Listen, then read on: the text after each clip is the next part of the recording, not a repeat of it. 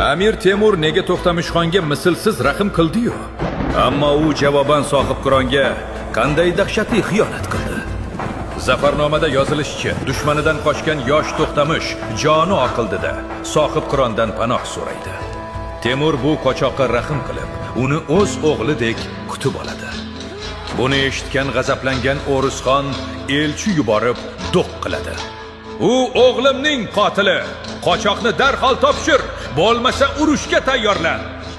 Ammo Temur o'z davlatini xavf ostiga qo'yib, u menga sig'indi, uni hech kimga bermasmen.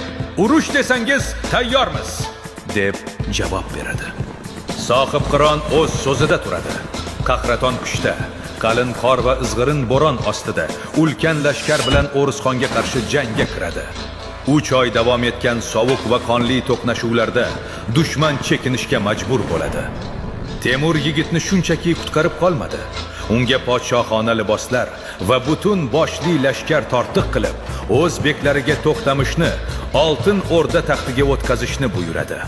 Xo'sh, butun boshli ulkan imperiyani tekinga olgan To'xtamishxon, o'z otasidek asragan insonga pichoq ko'targan xoin, o'zining sharmandali o'limini qanday topdi? Videoni yo'qotib qo'ymaslik uchun hoziroq obuna bo'ling. Tarixning eng qonli qasosini keyingi qismda fosh qilamiz.